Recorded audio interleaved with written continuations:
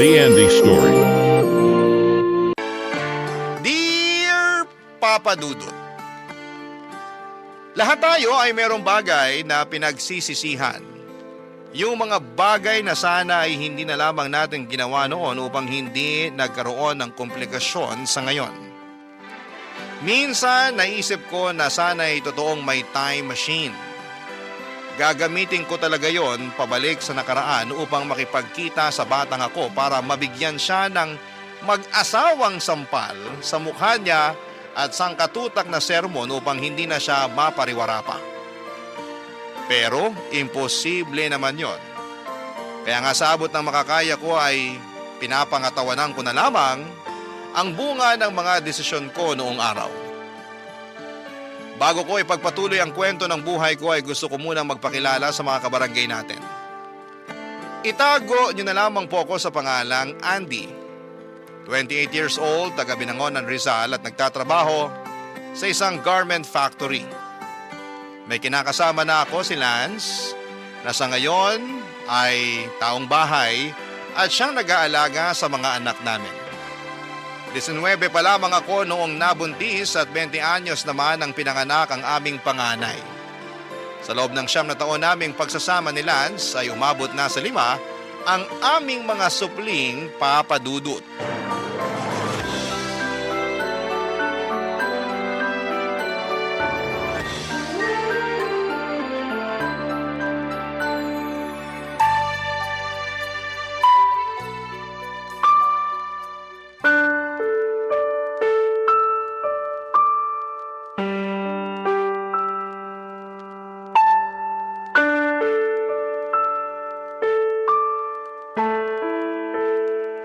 Lance, bakit naman may sugat sa nguso yung bunso natin? Wala ba man lang munang good morning, mahal? Kasabay nitong mainit-init kong kape at pandesal? Yan talaga agad bungad mo, Andy? O edi good morning, mahal. O ngayon, pakisagot yung tanong ko. Malay ko kung bakit may sugat yung anak mo. Baka sa kalikutan. Anong malay mo? Dapat alam mo kasi ikaw ang bantay. Sinasabi mo ba na hindi ko sila binabantayan? May naririnig ka bang sinabi ko? Wala naman, di ba? Alam mo, minsan maglinis ka rin ng tenga mo. Kung ano-ano nang naririnig mo na hindi ko naman sinabi. Hindi nga. Pero tingin mo sa akin, bobo, para di maintindihan sa tono ng pananalita mo na gano'n ang ibig mong sabihin? Sinasabi mo na dapat alam ko kasi ako ang bantay ng mga anak natin. Tama naman. Pero dahil di ako sigurado kung na paano yan, ipinalalabas mo na di ko na binabantayan. Hindi naman kasi magkakasugat yung anak natin sa nguso kung binabantayan mo. Ang laki-laki kaya nung gasgas. Na paano ba yun? Hindi ko alam. Malay ko nga sabi. Bakit di mo tanungin panganay natin? Baka masagot niya. Yang ka eh. Lagi na lang yung panganay natin ang sinisisi mo tuwing may mangyayari dito. Papaalala ko lang sa'yo ha, bata pa yung panganay natin kaya ikaw pa rin dapat ang may kargo sa mga bata. Huwag mong ipasa sa kanila yung mga responsibilidad mo. Kung tutusin, hindi ito yung unang beses na may nangyari sa bunso natin, pati na rin sa iba natin mga anak sa pangangalaga mo. Nung nakaraan, yung pangalawa natin may pasa sa braso. Sabi mo tumama sa gilid ng mesa. Pero parang hindi ka pa sigurado. Kundi pa sinabi ni mama na nagsuntukan pala yung mga anak natin, hindi ko pa malalaman yung totoo. Doon ka na lang kaya sa mama mo. Nadaig pa ang CCTV magtanong na nangyayari sa mga anak natin. Kasi nasasagot naman niya lahat eh. Labas si mama rito. Nagkataon lang na nakita niya. Tsaka buti pa siya, alam niya yung nangyari eh. Pero ikaw naturingang ama ng mga anak natin, palaging walang kamalay-malay. Ano ba kasing ginagawa mo rito sa bahay? Siguro panay cellphone ka lang, no? Anong panay cellphone? Bakit? Hindi ba? Anong oras ka na nakakatulog kaka-cellphone dahil puro ka laro? Sabihin mong hindi, kukutusan kita. Parang tanga naman eh. Ikaw ang parang tanga. Yun ang alam, pagbabantay sa mga anak natin ng trabaho mo, hindi mo pa magawa ng maayos. Paano pa ako makakapagtrabaho ng panatag niyan? Kung lagi ako nag-aalala na baka ano na namang mangyari sa mga anak natin pag uwi ko. Hindi na makapagpahinga sa kabatong dibdib ko, Lance. Palagi nilang nininervous lang dahil sa pagiging irresponsable mo? Kung makapagsalita ka naman dyan, akala mo, lagi ko pinababayaan mga anak natin ah. Araw-araw ba silang may sugat at pasa? Hindi naman, di ba? Tsaka mga bata yan. Natural din na malilikot at nagkakasakitan. Sa dami nila, mababantayan ko ba sila isa-isa? Hirap sa'yo porque ikaw nagkatrabaho. Akala mo na kung sino ka kung umasta at magsalita dyan. Kung ayaw mong bantayan ang mga anak natin, edi ikaw ang magtrabaho sa labas! Sinabi ko ba na ayaw ko? Wala akong sinasabi, no? Ibig sabihin, ayaw mo talaga magtrabaho ulit. Ha? Masaya na ako sa pagbabantay sa mga anak natin. Tsaka kakaregular mo lang dyan sa pinagkatrabahuhan mo, di ba? Sabi mo, pangarap mo maregular dyan. Ayan, nangyari na nga. Oo, pangarap ko! Kasi mukhang ikaw ang walang pangarap para sa pamilya natin. Papa Dudut, hindi na ako nakatungtong ng kolehiyo dahil maaga kaming nagkaanak ni Lance. Maging siya ay high school lang din ang natapos. Tapos nasundan pa ng nasundan ang mga anak namin dahil hindi ko sineryoso ang paggamit ng contraception at pagpa-family planning. Kaya nga sising-sisi ako na umabot na sa 5 ang anak namin ni Lance dahil doon ay naranasan naming mag-isang kahig, isang tuka. Gabi-gabi, bago ako matulog ay bumabalik sa akin lahat ng mga bagay na pakiramdam ko ay ninakaw sa akin ng panahon. At isa na nga doon ay yung ma-enjoy ko man lang ang kabataan ko at pagiging dalaga. Hindi na kasi nangyari yon noong nabuntis at nagkaanak ako. At mas lalo lang akong nalulugmok sa araw-araw na ginagawa ng Diyos nang dahil sa kinakasama kong mahinang dumiskarte sa buhay. Ewan, pero hindi ko mapigilang magtampo kay Lance kasi mukhang wala siyang pangarap para sa amin ng mga anak niya. At dagdag stress pa sa akin sa tuwing kinukumusta ng mama ko kung kailan siya magkakatrabaho, Papa Dudut.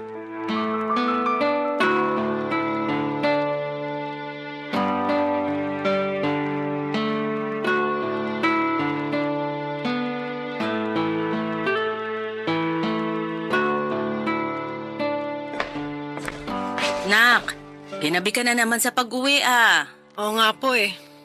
Kailangan kasi mag-overtime sa trabaho kasi marami kaming gawa. Ganun ba? Opo. Kaso nakakapagod. Nakakangalay ng batok at ang sakit-sakit na ng likod ko. Umupo ka nga muna dyan sa bangko. Bakit ba kasi nakatayo ka lang dyan sa may pinto? Maghapon na po kasi kaming nakaupo kaya hindi ko na rin ramdam yung puwet ko pero sige po, upo na ako kasi mas napapagod lang akong tumayo. Tulog na po ba yung mga bata? Oo, kakatulog lang nila. Ay, kumain ka na ba? Kumain na. Nakisubo na lang ako doon sa kasamahan ko kanina sa baon niya. Kasi wala na pala akong pera pambili. Ayoko namang umutang sa kantin dahil ang mamahal ng mga paninda nila doon. Pero pag ganun, umutang ka na. Kasi paano na lang kung walang baon yung kasamahan mo, di ba? Opo, ma. Sorry po Sorry saan? Sorry kasi alam ko mataas ang pangarap niyo para sa akin kaya gustong-gusto niyo ako makapagtapos ni Papa sa college. Pero hindi na nangyari yun dahil sinuway ko kayo nung nagpabuntis ako ng maaga kay Lance. Tapos hindi ko pa sineryoso yung pagpa-family planning kaya dumami yung anak namin. 27 years old pa lang ako pero losyang na ako. Mas mukha pa nga yata kayong bata kaysa sa akin. Ay, nangyari na yon. Wala na tayong magagawa pa doon. Kung may dapat mang sisihin dito, ang kinakasama mong pulpul mag-isip at mahinang dumiskarte. Huwag naman po kayong ganyan magsalita kay Lance, ma. Paanong hindi ako magsasalita ng ganito? Nakikita ko na wala naman siyang ginagawa rito sa bahay nyo. Ni magbantay sa mga anak nyo hindi pa maayos-ayos. Puro na lang cellphone, feeling binata. Bakit kasi di na lang siya pagtrabahuhin mo? Tapos ikaw na lang dito sa bahay para mag-alaga sa mga bata. Nag-usap na po kami ni Lance tungkol sa bagay na yan. Sinabi niya sa akin na kakaregular ko lang po sa pinagtatrabahuhan ko. Sayang naman kung magre-resign ako. Naisip ko tama naman. Sus, sinabi niya lang yon kasi ayaw niyang siyang magtrabaho sa inyo. Sa bagay, masarap ang buhay niya rito sa bahay niyo Kunwaring nagbabantay sa mga anak, pero panay cellphone ang inaatupag. Panay cellphone lang ba talaga ang ginagawa ni Lance rito, ma? Ay naku! Oo, sinasabi ko sa'yo pag alis mo papunta sa trabaho, nakatutok na sa cellphone yan. Habang pinapakain mga anak nyo, bago paliguan, puro cellphone niyang magaling na lalaking yan. Kaya nga laging late yung panganay niyo sa school Pag uwi rito sa bahay, imbis na makipaglaro sa mga anak nyo, cellphone ang inaatupag. Kaya di nyo mabantayan mga bata, tapos mamaya mag-aaway na lang at magkakasakitan. Hindi na talaga nagbago si Lance. Sinabi mo pa. Sakit ng ulo yung kinakasama mo, kaya nga dapat siyang nagtatrabaho sa inyo imbis na ikaw. Tingnan natin kung makapag-cellphone pa siya dun sa trabaho niya. Pero yun nga po ang dahilan kaya siya natanggal sa dati niyang pinagtatrabahuhan, di ba? Sobrang paggamit ng cellphone at pag-a-absent. Tingin ko wala na talaga sa loob ni Lance na magtrabaho. Nabanggit niya sa akin na tinatamad na raw siya. Kaya sabi ko siya nalang mag-alaga sa mga anak namin at ako naman na magtatrabaho sa labas. Pero kahit sa ang anggulo mo tingnan, mali pa rin yun. May mga babae na po na nagtatrabaho. 2024 na po, hindi na to sinaunang panahon. Alam ko naman yon. Pero pwede lang yon kung responsable sa mga bata at sa bahay yung kinakasama mo. Pero sa nakikita ko, hindi naman kaya dapat siyang maghanap buhay. Ang bata-bata pa niya, malakas pa pero mas pinapairal kasing katamaran at pagiging batugan. Akala niya yata hindi marami ang mga anak niyo eh. Kasalanan mo talaga yan eh. Mali ka kasi nang napili. Ay. Papadudot kasama namin sa maliit naming inuupahan ng nanay ko. Lumipat siya sa amin bago mag-pandemic at binenta ang bahay na pinundar nila ni Papa matapos nitong mamatay noong 2018. Katwiran niya ay hindi na raw niya kayang tumira doong mag-isa lalo na. Bawat sulok ng bahay namin ay may alaala ng yumao kong tatay. Tinanggap ko si Mama sa aming pamilya kasi magulang ko pa rin naman siya. Kung tatanungin ninyo ako kung nahihiya ako kay Mama, oo ang sagot ko. Pakiramdam ko ay binigo ko sila ni Papa sa pangarap nilang makapagtapos ako ng pag-aaral para magkaroon ng magandang trabaho. At kapag naiisip ko ang bagay na yon ay nalulugmok ako dahil sinaktan ko ang damdamin ng mga magulang ko. Alam ko naman na hindi ko na maibabalik ang nakaraan upang maitama ang mga desisyon ko sa buhay pero tanging hiling ko na lamang sa Diyos ay maging mabuti ang kapalaran sa aking pamilya sa kasalukuyan. At papadudot, lagi kaming may mapagkakakitaan nang sa ganoon ay hindi naman kami sumala, lalo na sa pagkain namin sa pang-araw-araw. Barangay Love Stories. Barangay Love Stories. Papadudot ako lang ang nagtatrabaho sa amin at walang araw na hindi ako nahirapang pagkasyahin ang kinikita ko para sa pagkain namin. Bills at iba pang mga gastusin lalo na kapag nagkakasakit ang mga anak namin ni Lance. Sa totoo lang ay malimit akong umiyak at matulala dahil kulang na kulang talaga ang budget namin sa pang-araw-araw. Tapos ay dagdagan pa ng mga away namin ni Lance na sobrang nagpapasakit sa aking ulo at kalooban. Malapit ko na tuloy pagsisihan na siya ang kinasama ko sa buong buhay ko lalo na at mukhang wala talaga siyang maayos na direksyon para sa amin. Simula kasi nang natanggal siya sa trabaho noong 2023 ay tinamad na siyang maghanap pa. Hindi ko alam kung mas na-enjoy na niya ang pag-aalaga sa mga anak namin o sadyang hinayaan na lang niya ako ang bumuhat sa aming pamilya. Ewan, hindi talaga ako masaya sa relasyon namin pero hindi ko naman siya mahiwalayan dahil merong kaming mga anak, papadudot.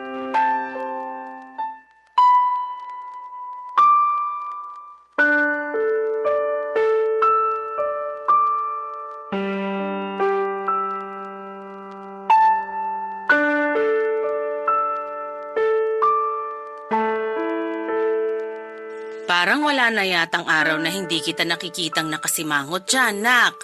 Sorry ma, hindi ko lang po mapigilang malungkot. Huhulaan ko. Tungkol na naman yan sa kinakasama mo, no? Opo, nag-away kasi kami kanina eh. Tungkol saan? Sa mga labahan. Ayaw niya kasi akong tulungan magbanlaw kasi may usapan daw sila ng mga kaibigan niya na magbabasketball. Ngayon na nga lang daw siya makakalabas tapos paglalabahin ko pa raw siya. Ay, talaga naman. Ikaw nga ngayon lang ang day off mo. Tapos maglalaba ka pa ng mga damit nyo? Dapat nga siyang gumawa niya para may ambag naman siya sa inyong dalawa. Sinabi ko naman po sa kanya pero hindi na raw niya may sisingit yung paglalaba. Kasi 5 bata ang binabantayan niya. Napapagod din po siya kaya maawa naman daw ako sa kanya. Wow! Maawa sa kanya? Eh siya, naawa sa'yo? Inuna pa talaga nung ungas na yun yung pakikipag-basketball kaysa tulungan ka? Eh kung tutusin, gabundok lang naman yung labahin yun ang dahil sa mga damit niya? Meron din naman pong damit namin ng mga bata. Ay, nako. Ewan ko na lang talaga dyan sa kinakasama mo. Kaya nga po hindi ko mapigilang malungkot. Nakakalungkot nga, pero labahan lang yan. Kung ayaw kang tulungan ng Lance na yun, eh pwede mo na namang laban na lang mag-isa. Kahit mabagal, kahit matagal kang matapos, basta kumilos ka na para naman mabawasan na yung trabaho mo. Sobra naman po kayo. Akala ko sasabihin niyo magpahinga ako, wag na muna maglaba. Pwede mo namang gawin yan. Pero kayo rin naman ang mamomroblema ng susutin nyo. Lalo na't mga dugyot pa naman yung mga anak mo. Mayat maya kailangan magpalit ng damit. Saka anong sobra ko? Minomotivate lang kita para umpisahan na ang paglalaba kaysa magmukmuk ka dyan sa kalungkutan. Wala na po ba akong karapatang malungkot? Meron. Pero kumpara naman sa lungkot na nararamdaman ko, eh walang-wala yung kalungkutan mo. Ano pong sinabi niyo? Malungkot din ako, Andy. Baka lang hindi mo natatanong. Pagkagising ko kanina, parang ayokong magkikilos. Gusto ko na lang humiga ng humiga hanggang makatulog ako. Pero dahil tirik na tirik ang araw sa labas at ang iingay ng mga anak nyo, hindi na ako nakabalik sa pagtulog. Kaya kahit malungkot ako noon at naiirita na rin, bumangon na ako para maligo. Pero hindi naman naalis ng malamig na tubig yung kalungkutang nararamdaman ko. At kahit na nakapagkape na ako, malungkot pa rin ako. Tapos nakita pa kitang nakasimangot dyan na akala mo'y pinagsakluban ng langit at lupa yung pagmumukha mo. Bakit naman po kayo malungkot? Siyempre, naalala ko papa mo. Iniisip ko kung kamusta na siya o kung iniisip din ba niya tayo. Miss na miss ko na siya, anak. Matagal na pong patay si Papa. Andun na tayo. Pero anong magagawa ko kung pakiramdam ko kahapon lang nangyari? Nahihirapan akong umusad sa buhay kasi alam mo naman na sanggang dikit talaga kami ng papa mo nung nabubuhay pa siya. Ay, nakakainis lang isipin kung bakit kailangan pa niya magkasakit at mamatay ng maaga. Hindi ko na po alam ang sagot dyan, Ma. Kasi kahit na anumang sabihin ko, hindi kayo naniniwala. May sarili kayong paniniwala eh. Totoo naman na unfair ang Diyos kasi kinuha niya sa atin ang papa mo Pero nangyari na yun. At matagal na rin patay si Papa. Sigurado kung nakikita at naririnig niya lang kayo ngayon, hindi niya magugustuhan na nagkakaganyan kayo. Ewan ko. Pero kung totoo ngang nakikita at naririnig niya ako ngayon, sana magpakita siya sa akin.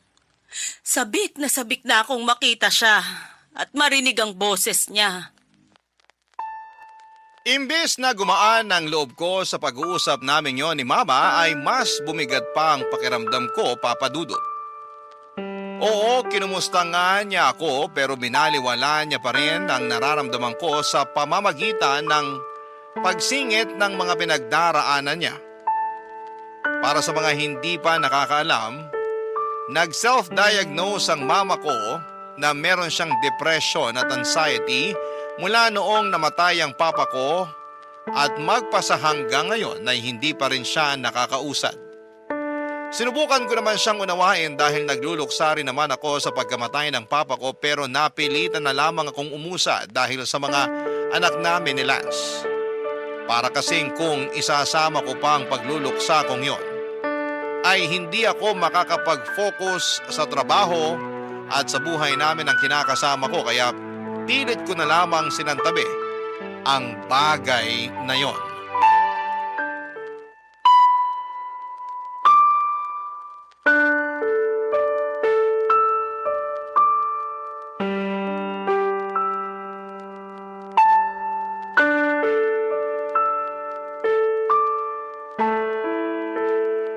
Yung nanay mo talaga, malapit ko na yung makutusan eh. Ano? Bakit mo kukutusan ng nanay ko? Para magtanda at malaman niya lugar niya sa pamamahay na to. Masyado na kasing pakialamero yung nanay mo. Di na ako natutuwa sa kanya. Hindi pa rin sapat na dahilan yun para pagsalitaan mo siya ng ganyan. At bakit hindi? Pamamahay naman natin to. Alam ko naman yun. Baka lang kasi nakalimutan mo na siya ang nakikitira sa atin. Kaya dapat siya ang makisama sa atin. Kaya lang hindi Masyado nagmamarunong. Akala mo naman kung sino. Ano ba kasing nangyari? Bakit ganyan kainit ang ulo mo? Yung nanay mo kasing takles Sinermonan lang naman ako kasi di ko raw inaayos pagbabantay sa mga anak natin. Na puro lang daw ako laro sa cellphone ko. Tapos ikaw nagkakandakuba sa pagtatrabaho. Kalalaki ko raw na tao, batugan ako. Dapat ako raw ang nagtatrabaho sa labas imbis na ikaw na siyang nanay sa pamilya natin. Sinabihan pa akong chismoso nung isang beses na nakita niya ako nakikipagkwentuhan sa barkada ko. Tama ba yun? Tingin ko may punto naman ang mga sinabi sa iyo ni Mama. Sa lagay mas kinakampihan mo pa yung mama mo kesa sa akin na kinakasama mo? Hindi naman sa ganun, pero... Pero na rin yun. Hindi nga kasi! Bakit ka ba naninigaw? Kasi masyado kang mainit dyan. Kumalma ka nga muna. Kalmado ako. Pero punong-puno na talaga ako dyan sa nanay mo Hindi na ako natutuwa sa pagiging pakialamera niya. Para tayong may CCTV sa pamamahay natin sa katauhan niya. Pagpasensya mo na lang si Mama. Pagpasensyahan? Tingin mo di ko yan ginawa? Siyempre ginawa ko na yan. Pinagpasensyahan ko na yung nanay mo kasi nanay mo yan. Pumayag nga ako na patirehin natin siya rito sa maliit nating inuupahan, di ba? Wala ka narinig sa akin. Ngayon pa lang ako nagkakaganito kasi sobra na yung nanay mo. Tapos kapag pinatulan ko't na sagot-sagot magtatampo. Daig pa yung balat sibuyas. Magmumukmuk at iiyak sa sulok na akala mo inaping bata. Kaya nga, wag mo na sagutin si Mama kasi alam mo namang mabilis siyang ma-depress, di ba? Sus, ma-depress niya mukha niya. Tingin ko pa uso na lang niya yan Kunwari depressed para intindihin natin, pero okay naman pala. Nung nakaraan, nakita ko yan nakikipagtawanan sa kapitbahay natin Yun ba yung depressed? Tapos maya-maya maglulungkot-lungkutan. Pinaglololo ko na lang tayo ng nanay mo Kung pinaglololoko man niya tayo, konsensya na niya yon. Tsaka wala rin naman tayo magagawa kung sakaling ang depressed siya o pinipeke lang niya. Ang akin lang, huwag ka na sana masyado magpa-apekto sa mga sinabi sa'yo ni Mama. O baka naman kaya ganyan kakaapektado kasi alam mong totoo yung mga sinabi niya. Ano ba naman yan, Andy? Imbis na gumaan loob ko sa'yo, lalo pang bumigat kasi mas kinakampihan mo pa mama mo. Baka nakakalimutan mong akong kinakasama mo rito. Hindi ko nakakalimutan yun. Pero pareho lang kayo ni Mama kung umasta At paano kami naging magkapareho? Nagtanong ka pa talaga ano pa nga ba? Pareho kayo masakit sa ulo at mahirap intindihin. Nakakabuisit kayo. Akong napapagod sa inyo Kung meron mga nakakabwisit dito, ang mama mo na yan. Buti pa, paalisin mo na nga siya rito. Ha? At saan ko naman papupuntahin si Mama pag pinaalis natin siya rito? Ewan ko. Dami-dami na nating problema. Sa akin mo pa itatanong ang bagay na yan? Malamang ikaw nakaisip Pesteng buhay naman to Papa Dudut, hindi ko masisisi si Lance kung magalit siya sa mama dahil totoo naman lahat ng hinaing niya rito. May pagkapakialamera talaga si mama kahit ako na anak niya ay nakakarinig din sa kanya ng kung ano-ano. Hindi rin sila magkasundo ng kinakasama ko dahil galit sa kanya ang mama ko kasi maaga raw niya akong binuntis at inanakan pa ng marami. Kaya lalong nalugmok ang buhay ko at pamumuhay namin. At lumala pa nga ang iringan at parinigan nila dahil magkakasama kami sa iisang bubong. Pero ang isa pang problema ko ay yung hindi rin masyadong kasundo ni mama ang mga anak namin. Kahit na pinakikisamahan naman niya ang mga apo niya, ay maraming beses ko pa rin naaabutan na sinusungitan ni mama ang mga bata. Mabilis kasi siyang mapikon lalo na kapag maingay ang mga anak namin. Tantrums man o nagkakatuwaan lamang sila. Ang gusto kasi ni mama kapag malungkot siya at miserable ang nararamdaman niya, ay maging malungkot at miserable din kami na katulad niya. Barangay Love Stories. Barangay Love Stories. Papa Dudut, 43 years old pa lamang ang mama ko nang nabiyuda siya matapos mawala ang tatay namin. Simula noon ay hindi na siya bumalik sa pagtatrabaho. Noon ay may pinapasukan siyang opisina kung saan magkatrabaho sila ni Papa bago ito nawala. Pagkatapos niyang mag-resign ay nagmukmuk na lamang siya sa bahay namin hanggang sa naisipan niya itong ibenta. May kakaunti silang savings ng papa ko na naubos lang niya sa sugal at ang katwiran niya ay gusto lang naman niyang maglibang. Tapos nung walang-wala na siya ay nagsabi siya sa akin na makikitira siya sa amin kasama ang pamilya ko. Dahil sanay ako na siya ay lagi kong kasama, ay hindi ko siya natiis. Pumayag ako na tumira siya sa amin pero pakiramdam ko ay kargo namin siya ni Lance dahilan para lalong bumigat ang pagdadala namin ng buhay. Malakas pa naman si mama pero ayaw na niyang magtrabaho kasi nalulugmok siya sa pagkawala ng papa ko. Madalas daw niya kasing maalala si papa kaya naiiyak na lamang siyang bigla. Ang ending, lagi siyang nagmumukmok sa bahay. At kahit na ilang taon na ang lumipas ay apektado pa rin siya sa mga nangyari. Isang araw ay nagtangka ang nanay ko na tapusin ang buhay niya sa pamamagitan ng paglalaslas ng pulso. Buti na lamang at nakita siya ni Lance kaya hindi pa ganoong kalalim ang sugat at mabilis namin siyang naipagamot, Papa Dudut.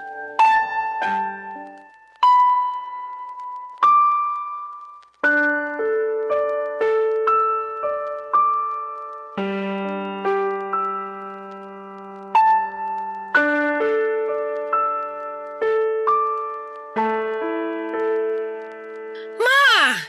Bakit niyo ginawa yun? Bakit niyo sinaktan ng sarili niyo?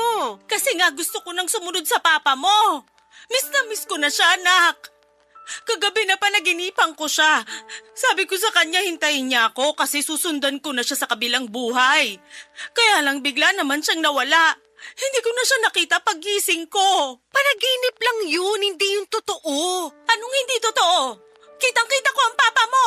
Tingin ko nababaliw na po kayo. Lance naman? Bakit? Totoo naman eh. Gawain ba ng matinong tao yung maglaslas ng pulso? Hindi, di ba? Ibig sabihin, baliw na yung nanay mo. Hindi ako baliw. Ikaw nga batugan eh. Pabuhat ka ng pabuhat sa anak ko, kalalaki mong tao. Ay, talaga naman. May masabi lang talaga kayo sa akin eh. Totoo naman lahat ng sinabi ko ah. Bakit, nasasaktan ka? Ay, sus, kawawa ka naman. Papatulan na talaga kitang matandang baliw ka. Hindi ako baliw. Pwede ba tumigil na nga kayo? Huwag akong patigilin mo kundi yung nanay mo. Wala naman akong ginagawa rito ah. Yung batugan mong kinakasama ang unang nagsabi na baliw ako.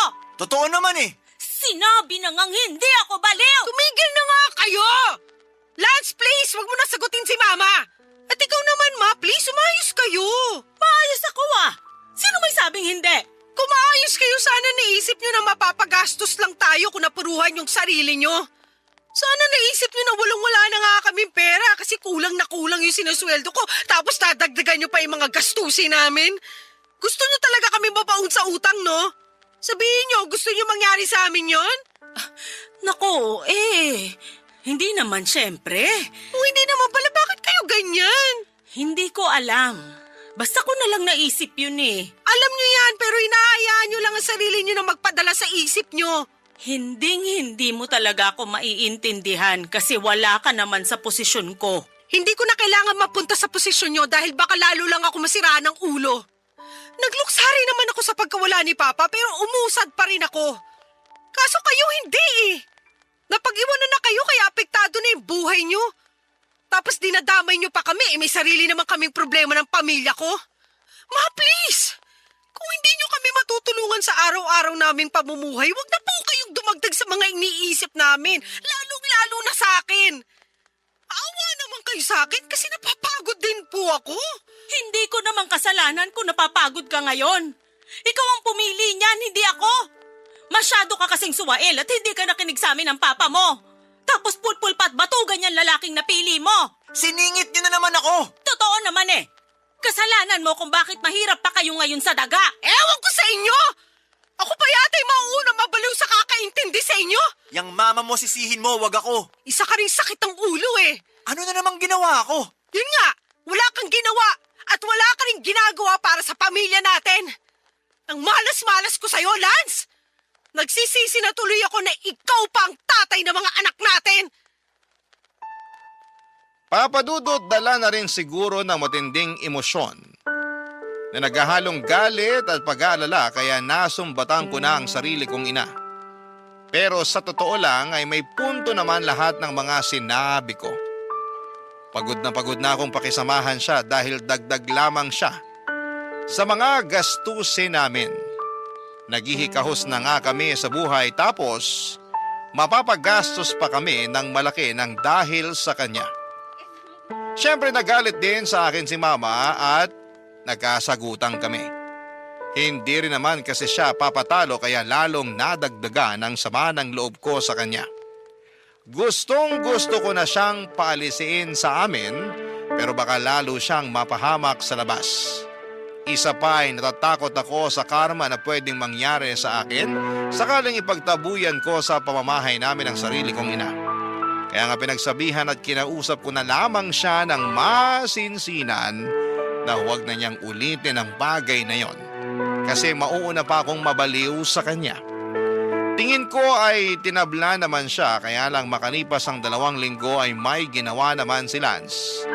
Dahilan para malapit na akong masiraan ng ulo, Papa Dudut.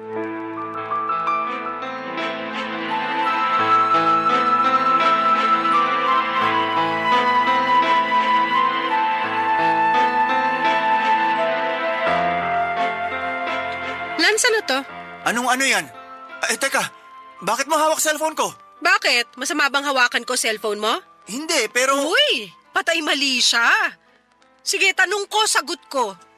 Ano to mga pinaglalike mo na picture ng mga sexy na babae online? Tapos nagko-comment ka pa talaga na parang akala mo wala kang ka-live-in at 5 anak, ha? Wala lang yan. Anong wala? Tingin mo ba sa akin tanga? Para maniwala na wala lang to? Wala nga lang talaga yan. Hindi ako bulag. Hindi ko naman sinabing bulag ka. Ang akin lang, huwag ka masyadong malisyosa. Ako pa talaga ang malisyosa? Nakakabastos naman talaga mga pinagko-comment mo rito. Gusto mo basahin ko? Para malaman mo na nakakaloko ka? Ano, basahin ko? Ha? Wag na. Tsaka akin na nga yung cellphone ko. Masyado kang pakialamere. Wow! Ako pa talagang pakailamera! Akin na sabi yung cellphone ko, Andy. Ayoko nga! Ako naman bumili nito, di ba? Kaya akin to at gagawin ko kung ano gusto kong gawin dito. Anong gagawin mo dyan? Hoy! Ano pa nga ba? Di babasagin? Wag mong gagawin yan. Huli ka na kasi sinagad mo ng pasensya ko. Kaya dapat sa cellphone na to sinisira! Hoy, tama na! Yan! Yan ang dapat sa cellphone na yan! Apakan ng gammadurog! Basag na yung cellphone ko. Tama na! Wow, talaga naman! Nakuha mo pang iyakan yan, ha? Malamang! Cellphone ko yan eh! Cellphone mo nga, pero ako naman ang bumili. Kung makapagsalita ka, akala mo kung sino ka ha? At bakit? Hindi ba? Kasi ipapaalala ko lang sa'yo na ako lang naman na nagtatrabaho at kumikita ng pera sa pamamahay na to. Ako ang bumibili ng pagkain natin, nagbabayad ng bills at kung ano-ano pang gastusin natin. May ambag din naman ako, di ba? May ambag ka? Ano? Anong ambag mo? Yung pagbabantay mo sa mga anak natin? Hindi mo nga inaayos dahil panay ka cellphone? O ngayon, wala niyang pesting cellphone na yan. Siguro naman matututukan mo na yung mga anak natin, di ba? Inaalagaan ko naman ang mabuti mga anak natin. Masyado ka lang nagpapaniwala sa mga sinasabi sa'yo ng mama mong baliw. Huwag mo nang idamay si mama rito dahil lalo lang sumasakit ang ulo ko. Alam mo, Lance, wag mo talaga akong lolokohin at ipagpapalit sa iba. Dahil napakakapal naman ang mukha mo pag ginawa mo yun. Wala ka na nga trabaho tapos mambababae ka pa? Aba, kung ganun lang din ang gagawin mo, mabuti pang lumayas ka na sa pamamahay natin. Ha? Saan naman ako pupunta kung palalayasin mo ko? Hindi ko alam. Bahala ka sa buhay mo. Kaya nga umayos ka kasi sinasabi ko talaga sa'yo. Hindi ako magdadalawang isip na paalisin kang lintik ka. Wala namang ganyanan, mahal. Alam mo namang hindi ko magagawa sa'yo yun eh. Di ako mambababae. Siguraduhin mo lang talaga kasi may kalalagyan ka sa akin. Oo naman. Siguradong sigurado ako. Buti na yung nagkakaintindihan tayo dahil ayoko namang umabot tayo sa puntong hayaan ko na lang na mawalan ng tatay ang mga anak natin. Kesa naman sumakit lang lalong ulo ko sa'yo. Kaya ayusin mo kasi pagod na ako. Maawa naman kayo sa akin ni Mama. Ang hirap niyong dalin eh. Kaunti na lang talaga. Malapit na akong maglakad ng hubot-hubad sa kalsada kasi nasisiraan na ako ng ulo ng dahil sa inyo. Papa Dudut, hindi ko alam kung tinablan silaan sa mga sinabi ko pero nakita ko namang nagbago ang reaksyon ng mukha niya. Tapos ay naging malumanay ang boses niya at kasunod noon ang walang humpay niyang panunuyo sa akin. Kahit papaano ay humupa na ang galit ko pero masama pa rin ang loob ko sa kinakasama ko at hindi ko nga siya pinansin noon, sa halip ay nakipaglaro ako sa mga anak namin. Pero hindi nagtagal ay nagkabati rin naman kami. Hindi ko na talaga alam ang gagawin ko. Malapit na akong mabaliw nang dahil sa pamilya ko. Hirap na ako magtrabaho dahil hindi ako nakakapag-focus. Pakiramdam ko ay para akong punong kahoy na mabubuwal anumang sandali. Sa kasalukuyan, ako pa rin na naghahanap buhay sa amin. Kasama pa rin namin si Mama sa bahay. At paminsan-minsan ay nalulugmok at nalulungkot pa rin siya. Pero buti na lang dahil may pinagkakaabalahan na siya. Gaya ng pagtitinda niya ng almusal sa tapat ng bahay namin tuwing umaga hanggang tanghali. Dalangin ko na sana lang ay magtuloy-tuloy na kasi kahit paano'y nakakatulong din naman ang maliit niyang kita sa amin ang pamilya ko. At pangarap ko na mapatignan ng mama ko sa eksperto sakaling may sapat na kaming pera para matulungan siya sa kanyang depresyon. Hanggang dito na lamang po ang sulat ko, Papa Dudut. Maraming salamat po sakaling mapili po ninyong i-ere sa inyong programang Barangay Love Stories. Gusto ko na rin kunin ang pagkakataon na ito para magpasalamat sa programa ninyo dahil nalilibang at natututo ako sa mga istorya ng kabarangay natin na itinatampok ninyo. God bless and more power sa inyo. Ang inyong forever kapuso at kabarangay, Andy. Dear Papa Dudut, ako nga pala si Kathy, 35 years old at meron akong nakarelasyon. Naitago na lang natin siya sa pangalang Bert. Mas matanda siya sa akin ng 20 years. Pero kahit ganon kalayo ang agwat namin sa isa't isa ay hindi naman kami nagkakaroon ng malaking problema. Marami kaming pagkakaparehas kasi mas marami akong alam sa henerasyon niya. Kaya hindi kami nauubusan ng pag-uusapan. Nakilala ko siya sa tulong ng isang katrabaho. Nereto ako noong time na ready na ulit akong magmahal. 3 taon na kasi akong single noong nakilala ko si Bert. Pakiramdam ko noon ay ready na ulit akong magmahal nang makilala ko na siya. Mature kasi siya at iba roon sa mga naging karelasyon ko. Tumagal din ang 1 taon ng ligawan bago ko siya sinagot, Papa Dudut. Hindi nga siya nainip, di kagaya ng iba na paabutin mo lang ng kalahating taon ng panliligaw ay sumusuko na. Hindi ko pinagsisihan na sinagot ko si Bert, Papa Dudut. Paano ba naman kasi lahat ng kailangan at gusto ko ay kaya niyang ibigay.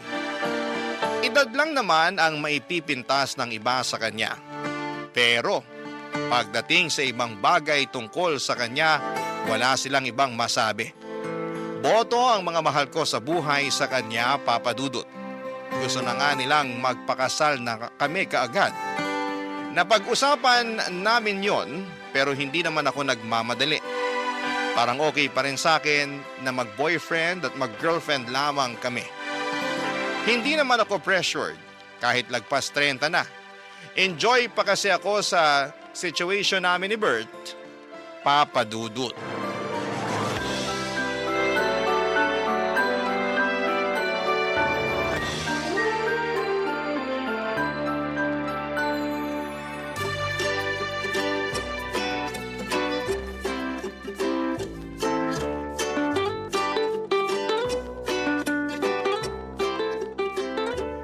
Saan tayo sa day off ko? Ikaw ba? Gusto mo mag-out of town? Huwag muna, naghihingalo pa ang wallet ko eh. Ako naman ang gagastos. Ay naku, ayoko masanay sa ganyan ha. Baka mamaya isipin ng ibang tao eh, pineperahan lang kita. Alam ko namang hindi mo ako pineperahan. Gusto ko lang din na nakakapag-provide ako sa'yo. Nakakakilig naman yan. Alam mo, yan pa naman yung harap ng mga babae. Good provider. Sana all na lang talagang sasabihin ng ibang tao sa atin. So, payag ka na sa out of town. Siguro wag nga muna. Nakakatamad din kasing bumiyahe. Ano palang gusto mong gawin natin? Siguro ayos na sa akin yung lambingan habang nanonood ng TV sa kondo ko. Baka sitahin mo na naman ako kapag nakatulugan kong panonood ng TV. Naku, sanay na ako sa'yo, no? Bawasan mo kasi yung rice at saka salt intake mo para hindi ka kagad antukin. Wala na sa kinakain ko yan. Nasa edad ko na talaga. Pagkakapihin na lang kita ng 1 litro para siguradong walang tulugan. Kawawa naman ang puso ko niyan. Alam mo naman na mahina na ang puso ko dahil sa edad ko. Alam mo, lagi mo nalang nirarason ang edad mo, ha? Sinasabi ko lang ang totoo. Kailangan ko rin mag-ingat. Kailangan mo talagang mag-ingat dahil dapat mahaba pa ang panahon na magkasama tayo. Ayoko mabiyuda ng maaga, ha? Kaya nga, healthy living na ako para sa'yo eh. Ikaw kaya ang inspirasyon ko kaya gusto ko magpabata ulit. Hindi mo na kailangan magpabata. Mahal ko na ang matandang version mo. Aray, sinampal na naman ako ng realidad. Alam mo, kahit may senior citizen ID ka na, tanggap at mahal pa rin kita. Basta kahit sino ka pa. Kahit sino ako? Kahit ano pa ang nakaraan ko? Past is past, sabi nga nila, di ba? Speaking of past, Uy, kinakabahan naman ako dyan. Huwag mo sabihing may asawa ka pa pala, ha? yan naman ang wala. Alam mo namang matagal na kaming anal ng dati kong asawa, hindi ba? O so ano nga yung past na sinasabi mo? Tungkol sa anak ko. Ha? May anak ka na? Oo, Joy Joy ang pangalan niya. Nag-iisa lang. Anak ko sa una. Bakit ngayon mo lang sinabi sa akin? Baka kasi busted din mo kapag nalaman mong may anak na ako eh. Ang babaw naman ang tingin mo sa akin. Tanggap ko naman kung una pa lang sinabi mo nang may anak ka na. Wala na rin naman ako magagawa kasi nabuo na yung batang yun bago pa ako dumating sa buhay mo. Hindi na siya bata. Ilang taon na? 30 years old na siya. Wow, mas matanda lang ako ng 5 taon. Oo, pero minsan isip bata yun kaya parang na rin siya mas bata sa'yo ng 20 years. Ano ba to? Halos magka-batch na kami ng anak mo Hindi naman mahalaga ang edad, hindi ba? Baka kasi dahil hindi nagkakalayo ang edad namin, alam mo na, ayawan niya ako. Open-minded si Joy Joy. Hindi problema sa kanya ang edad mo. Nakwento na kita sa kanya noon pa man. Hindi mo siya kumontra. Sa katunayan, gusto ko nga niyang makilala. Kinabigla ko talaga yung pag-amin sa akin ni Bert na may anak na siya na halos kaedad ko na. Napansin niyang hindi ako komportable noon kaya inassure niya na magiging okay ang una naming pagkikita ng anak niyang si Joy Joy. Nagpakwento na ako sa kanya tungkol sa ugali ni Joy Joy, Papa Dudut. Sinabi niyang liberated ang anak niya, bukas ang isipan nito sa maraming bagay. Kung ano raw ang magpapasaya kay Bert, ay sosuportahan daw yon ni Joy Joy. Papa's girl daw kasi si Joy Joy. Palibasa noong baby pa lamang ito ay si Bert na lagi ang kasama niya. Nag-ibang bansa kasi ang nanay ni Joy Joy after nitong mga anak. Kaya na-develop yung bonding nilang mag-ama. Kahit nung time na nagkahiwalay na si Bert at ang asawa niya ay hindi nagbago ang koneksyon ng mag-ama, Papa Dudut. Kahit tuwing weekends na lamang daw sila magkita pero madalas pa rin silang nagkukumustahan, salamat na lamang sa social media. Marami pa akong nalaman tungkol kay Joy Joy. Dahil doon ay napanatag na rin ako kahit papaano. Baka naman makakasundo ko si Joy Joy, lalo't hindi naman nalalayo ang edad namin sa isa't isa. Marami rin kaming pwedeng pag-usapan. Naisip ko nga rin baka pwede na rin kaming maging magkaibigan. Weird yon kung iisipin, pero para sa akin ay maganda nga yun para mas lalo akong mapalapit kay Bert. Alam kong mahal na mahal ni Bert si Joy Joy. Base pa lang kung paano kumislap ang mga mata ng nobyo ko kapag pinag-uusapan namin ang anak niya. Alam kong wala na siyang ibang hihilingin pa kapag nagkasundo kami ni Joy Joy. Kaya naman pinaghandaan ko na ang unang pagkikita namin ni Joy Joy. Kabado man pero kinaya ko yon para sa relasyon namin ni Bert, Papa Dudut.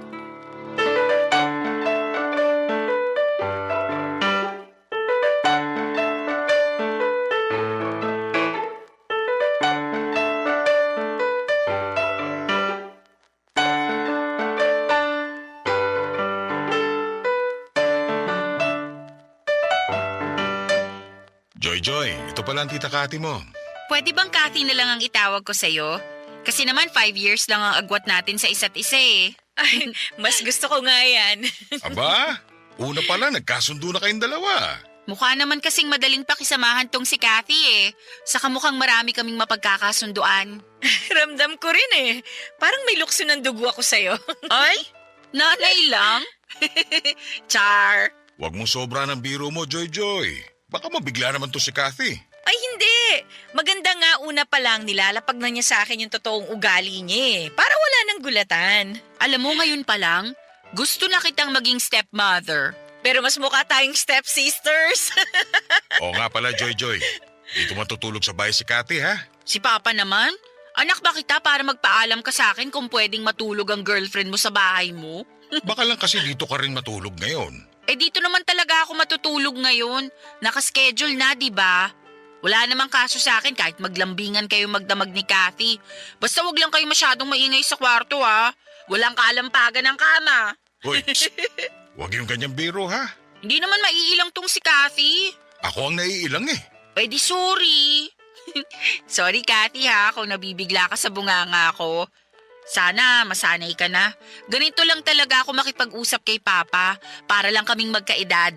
Naku, okay lang yun. Parehas lang tayo. Parang kaedad ko lang din ng tatay ko kapag kinakausap ko siya. Eh, nagkikiss din ba kayo ng tatay mo? Kiss? Oo, bumibeso ako sa kanya pag nagkikita kami.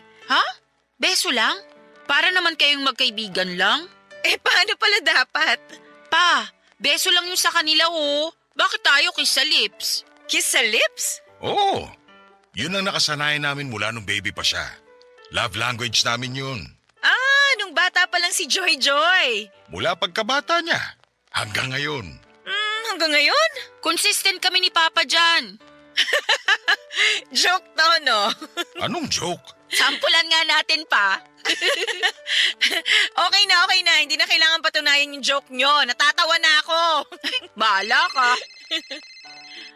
Pa, alis muna ako. Tumatawag yung best friend ko. Gala lang kami sa mall. Balik ako mamayang dinner. Agahan mo, ha?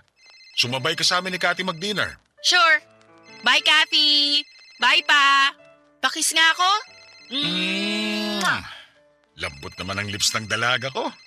O ingat ka, ha? Update mo kami ni Kathy, ha? Ang inakala kong biro ay totoo pala. Nakita ko kung paanong naglapat ang mga labi ni Bert at Joy. Naghalikan talaga sila sa harapan ko at hindi ako nakapagsalita kaagad, Papa Dudut. Inoobserbahan ko kung nagbibiro pa rin sila pero mukhang hindi na. Seryosong kumaway na paalis si Joy habang si Bert naman ay nagtungo muna sa kusina para i-check kung ano ang pwede niyang iluto para sa dinner naming tatlo. Naiwan naman ako sa sala at takang-taka kung bakit may gumagawa pa ng ganon. Masyado lang ba akong malisyosa at normal ba na sa edad ni Joy na yon ay hinahalikan pa siya sa labi ng sarili niyang ama? Ako lang ba ang hindi komportable sa sitwasyon na nakikita ko? Kailangan ko bang sanayin ang sarili ko sa nakasanayan nilang mag-ama? Hindi namin napag-usapan ni Bert ang tungkol sa halik na yon. Parang ako pang nahiya sa nakita ko at hindi ko naman pinahalata sa kanya na nabigla ako sa naging halikan nilang mag-ama. Pagkabalik ni Joy ay nakita ko naman silang naghalikang muli sa labi. Isang malaking pasanin sa akin na ipakita na okay lamang ako sa nakasanayan nilang gawin. Bakit sila ganon? Hindi naman ako conservative na babae pero alam ko kung ano yung limitasyon. Close din naman kami ng tatay ko pero hanggang beso lang ang pupwede. Kina Bert at Joy kailangan talagang magdikit ang mga labi nila ng matagal. Naintindihan ko kung musmus pa lamang si Joy pero dalaga na siya. Halos kaedad ko na nga siya. Hindi ba dapat may boundaries na rin silang mag-ama pagdating sa bagay na yon, Papa Dudut? Barangay Love Stories. Barangay Love Stories. Papa Dudut, marami pa akong napapansin sa kanila mag-ama habang tumatagal na nakakasama ko sila. Sobrang komportable nila sa isa't isa na wala na silang pakialam kung komportable pa ba ang iba kapag nakikita sila. Meron nga noong magkasama kaming kumain sa isang restaurant. Silang dalawang mag-ama ang magkatabi. Inakala ng lahat na sila ang magkarelasyon at kaibigan lamang ako ni Joy Joy. Paano ba naman kasi iba ang dikitan nila sa isa't isa? Iba rin ang yakapan na akala mo ay magkarelasyong sabik sa bawat isa. Panay din ang halikan nila sa labi kahit anumang oras nila piliin. Doon ako hindi nakatitig ng mabuti, Papa Dudut. Samantalang kami ni Bert bihira lamang kung maghalikan sa labi. Hindi rin kami gaanong naglalambingan at nagyayakapan. Pero silang mag-ama kayang-kaya po nila. Minsan gusto ko nang sabihin sa kanila na hindi ako komportable kaya lang nauuna lagi yung takot ko na baka ma-misunderstand nila ang pinanggagalingan ko. Hanggat maaari ay ayoko namang magkaroon kami ng hindi pagkakaunawaan ni Bert. Saka napapalapit na rin kasi kami ni Joy sa isa't isa. Ayoko ring masira ang nasimula naming samahan. Ang hirap pa namang ibalik ang magandang samahan kapag nagkalamat na. Kaya pinilit kong itikom ang labi ko para lamang masigurado na hindi ako ang magiging dahilan para lumayo ang loob nila sa akin. Pero isang araw ay meron na naman akong hindi nagustuhan sa ginawa nila. Kararating ko lamang noon ng bahay ni Bert at naabutan kong magkasama sina Joy Joy at Bert. Nakasuot ng nightie si Joy Joy na sobrang nipis. Wala rin itong suot na bra. Dahilan para mailang ako, Papa Dudut.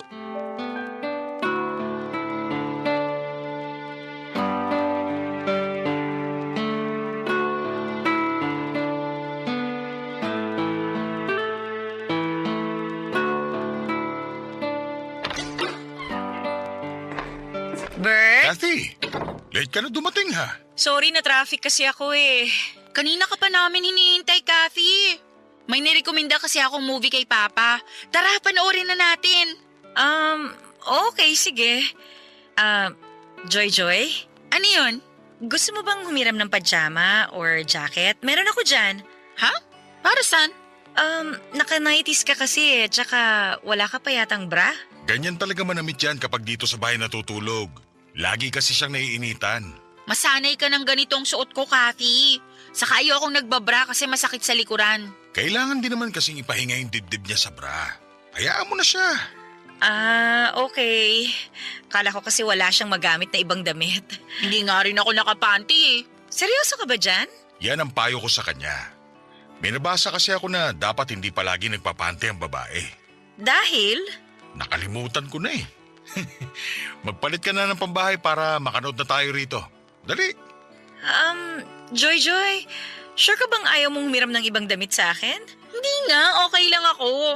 May problema ka ba sa damit ko? Baka lang kasi kabagin ka. Baka hindi ka komportable. Ito na ang pinaka-komportableng damit ko. Kung pwede nga lang tong gamitin sa mall eh. Baka pinangrampa ko na talaga. Huwag ka na mag-alala sa sote, Joy Joy. Asikasuhin mo na lang ang sarili mo para makanood na tayo. True. Saka, Kathy, okay lang ba kung kami ni Papa ang magtabi habang nanunood? Kasi maingay kami pag nanunood eh. Baka maistorbo ka. Ayos lang naman. Madikit lang kasi itong si Joy Joy sa akin kapag nanonood ng TV. Lalo kapag sa sinihan at horror pa ang pinapanood. Naku, iba ang dikit nito sa akin. Kumakandong pa nga ako kay Papa kasi lagi ako natatakot eh. Kumakando? Nakasanayan na naming dalawa yun. Kumakandong siya sa akin lalo kapag nangangalay na yung likuran niya. Lagi kasi sumasakit ang likod nitong dalaga ko eh. Kumakandong kahit ganyan ang suot niya? Oo, wala namang masama. Nakadamit naman si Papa ng maayos. Pero ikaw... Alam mo ikaw, mukhang may problema ka sa suot ko. Huwag mo na nga akong plastikin, sabihin mo na. Medyo nabigla lang kasi ako. Hindi kasi ako sanay makakita nung, alam mo na, nung babaeng naka-nighties. Medyo conservative kasi ako eh. Ikaw? Conservative? Hindi ka naman ganun eh. Ganun ako, no? Baka hindi lang halata. O sige na nga, naniniwala na ako. Papa, Ano yun anak? sumasakit na naman yung likod ko. Kakandong ka na? Opo, please.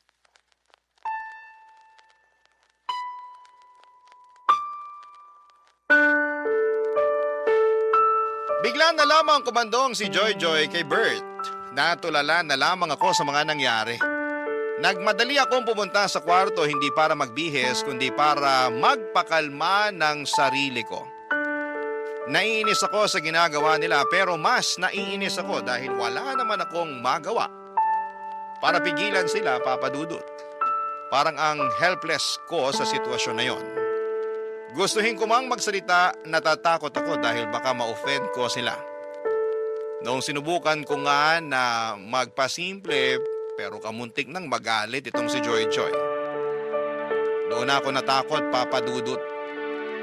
Lalo na noong parang kinampihan ni Bert ang anak niya. Sino ang magiging kakampi ko kung ganon? Wala akong maisip na mapagsabihan ang sitwasyon ko. Papa Dudut, natatakot ako na baka may magsabi sa akin na masyado lamang akong malisyosa. Baka ako lang ang nakakakita ng hindi maganda sa mga nangyayari. Baka nga kailangan ko ring mag-adjust. Sa pagdaan pa ng mga araw ay sinubukan kong sanayin ang sarili ko sa mga nakikita ko sa kanila. Kapag hindi ko na kinaya ay pumipikit na lamang ako o di naman kaya ay gagawa ako ng dahilan para makaiwas sa kanila. Napapadalas pa naman ang punta ni Joy Joy sa bahay ni Bert. Natuwa na raw kasi siya sa akin kaya gusto niyang makasama kami lagi ng papa niya. Kung alam lang niya na hindi kami parehas ng nararamdaman. Lagi na lang akong naiilang sa tuwing andon siya. Lagi akong kinakabahan na may makikita pa akong sobra sa ginagawa nila. At hindi nga ako nagkamali, Papa Dudut. Nagkatotoo nga ang aking iniisip. Isang gabi, sinurpresa ko si Bert para sa monthsary namin. Sinabi ko sa kanya noong una na hindi ako makakapunta sa bahay niya pero pupunta pa rin ako. May dala akong cake at regalo para sa kanya. Pero isang malaking sorpresa para sa kanya ay hindi pala kundi ako pala ang masosorpresa sa mga makikita ko.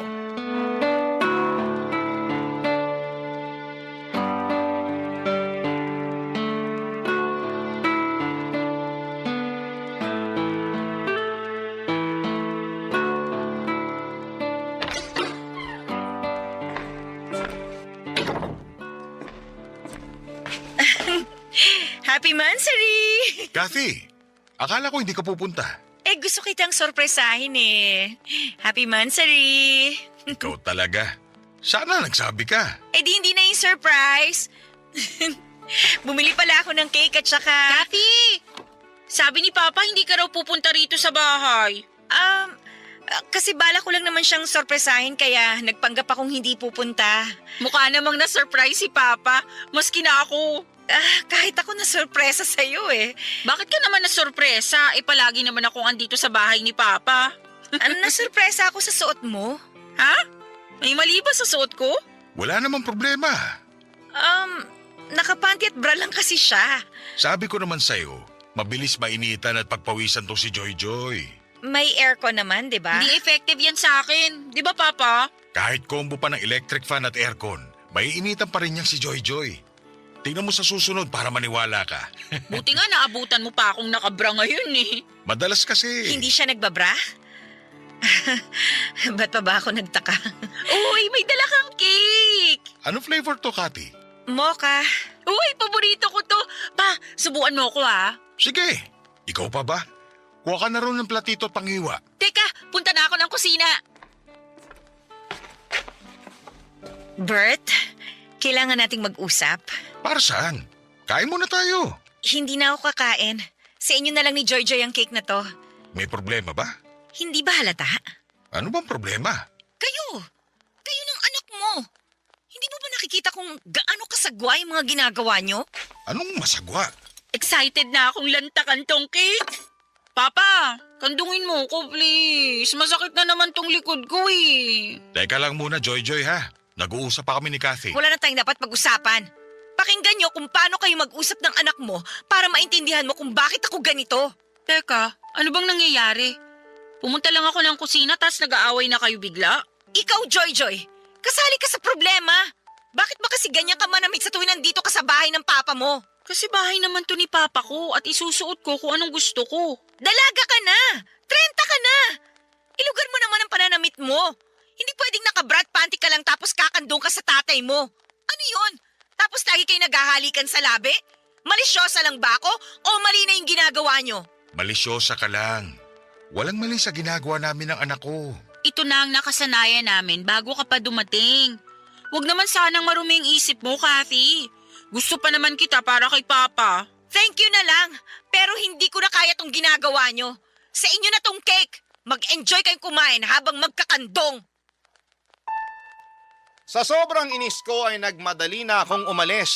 Nanginginig ako naglakad palabas ng bahay. Hinabol ako kaagad ni Bert at pinigilan niya akong umalis at gusto niya akong kausapin. Sinubukan ko naman siyang pakinggan pero nilalabanan pa rin niya na wala silang ginagawang masama ni Joy Joy. Doon ako napundi. Nag-book na ako kaagad ng masasakyan para makaalis na. Sinabi ko sa kanya bago ako sumakay ng sasakyan na mag-cool off muna kaming dalawa. Gusto kong mag-isip-isip kung tama pa ba na makipagrelasyon sa kanya dahil hindi ako komportable sa kanila ng anak niya. Wala naman na siyang nagawa kung hindi ang pumayag. Hinayaan na rin niya akong makaalis. Sa loob ng sasakyan ay doon ko ipinagpatuloy ang pag-iyak. Nang makauwi ako ng bahay ay hindi pa rin natapos ang sama ng loob ko. Nagkulong ako sa kwarto para umiyak ng umiyak. Pagkatapos noon ay nakatanggap ako ng text mula kay Bert. Sinasabi niya sa akin na bibigyan niya ako ng space. Umaasa pa rin daw siya na magkakaayos kami dahil mahal niya ako. Hindi raw niya kayang mawala ako. Lumambot ang puso ko sa sinabi niya. Kaya naman sinubukan ko siyang kausapin para ipaunawa ang maling napapansin ko sa kanilang mag-ama. Pero tulad ng dati, sarado pa rin ang isip niya tungkol doon. Kaya wala akong nagawa kundi ang itigil ang pag-uusap namin at sinimulan ko nang iwasan silang mag-ama habang pinag-iisipan kung tama pa ba na magstay ako sa buhay niya. Papa Dudut. Barangay Love Stories. Barangay Love Stories. Sa pagdaan ng mga araw ay hindi na nga muling nagparamdam sa akin si Bert. Nirespeto niya ang kagustuhan ko na makapag-isa muna. Pero nami-miss ko siya. Hindi siya matanggal sa isipan ko at in love talaga ako kay Bert. Pero hindi ko naman pwedeng gamitin ang pagmamahal na yon para lamang magstay kung hindi naman ako komportable sa nangyayari sa relasyon namin. Tiniis ko na huwag magparamdam sa kanya. Kahit panayang check ko kung nag-message na ba siya o kung nag-like man lang ba siya ng status ko. Napadalas nga ang pag-post ko sa Facebook para lamang makita kung magre-react pa rin siya pero bigo ako noon. Kahit i-view ang my day ko ay wala pa rin. Kaya ang ginawa ko na lamang ay dine-activate ko na lamang ang Facebook ko para wala akong makita tungkol sa kanya. Nagpaka-busy na lamang ako sa trabaho para makalimutan siya. Pero hindi naging effective. Kapag busy ako sa trabaho ay mas lalo ko siyang naiisip. Hindi na ako makatulog ng maayos dahil nasanay na akong kayakap at katabi siya. Kaya naman nilunok ko na ang pride ko at minessage ko na siya, Papa Dudut. Mabilis naman niya ako nireplyan at sinabi ko sa kanya na puntahan niya ako sa kondo para makapag-usap kami. Mabilis pa sa 4:00 ang pagdating niya. Nanginginig akong pinagmasdan siya at na-miss ko talaga siya. At naramdaman ko namang ganon din siya sa akin. Niyakap niya ako at hindi ko naman pinagkait sa kanya ang isang yakap pabalik. Alam kong hirap talaga akong tiisin siya dahil mahal na mahal ko siya. Kaya sinubukan kong i-communicate sa kanya ang nararamdaman ko sa relasyon nilang mag-ama, Papa Dudut.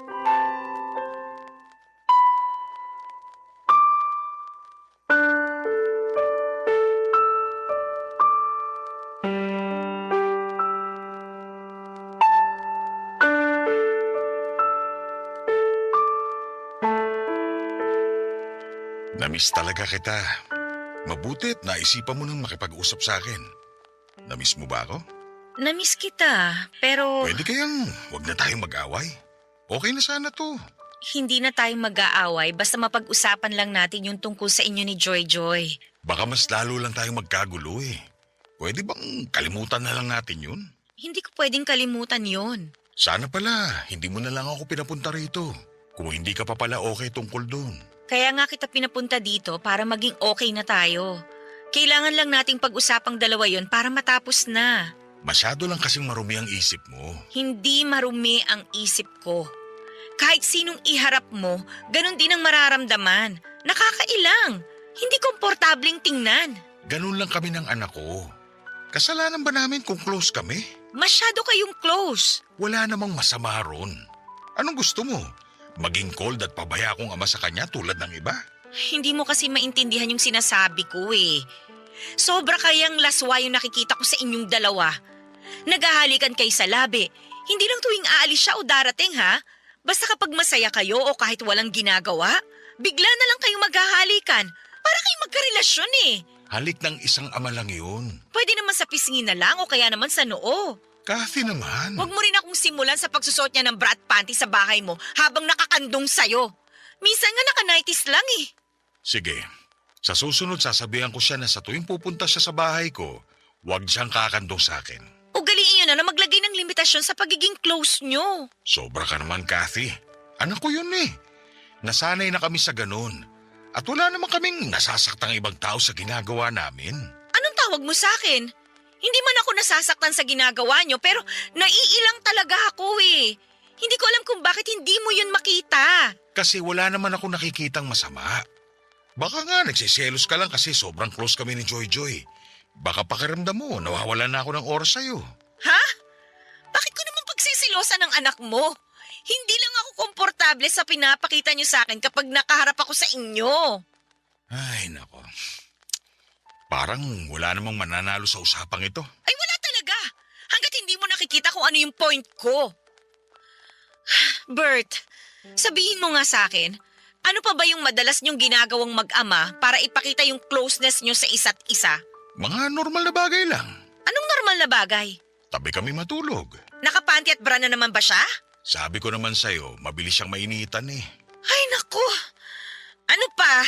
Ayoko na magsabi, baka magalit ka na naman. Eh mas magagalit ako kapag hindi ka nagsabi. Ay, sabay kaming maligo. Nang nakahubad kayong pareho? Malamang. May maliligo bang nakapantalon at t-shirt? Papadudot na irita ako sa pamimiloso po ni Bert. Pero wala nang mas nakapagpairita sa akin nang malaman ko kung ano pa ang ginagawa nilang dalawa. Bakit hindi nila makitang mali yung mga nakasanayan nila? Dalaga na ang anak ni Bert pero kung umasta siya, akala mo ay sanggol lamang ang anak niya.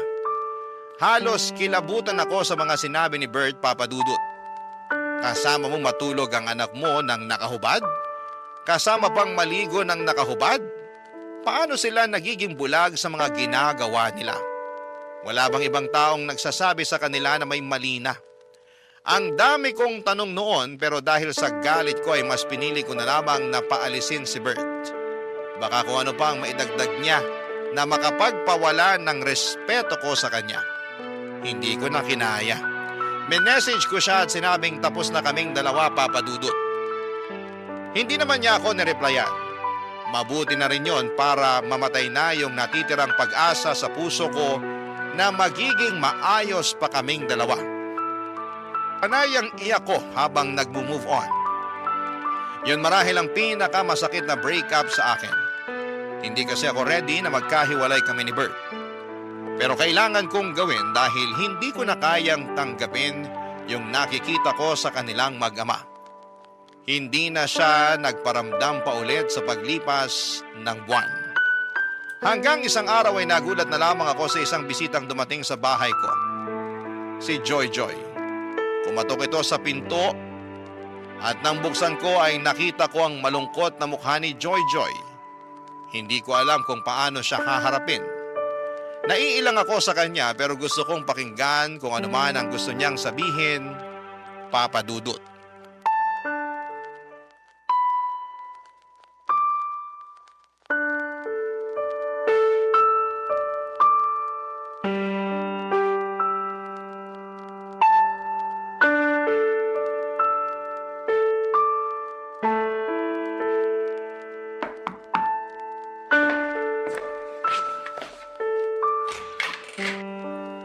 ginagawa mo dito?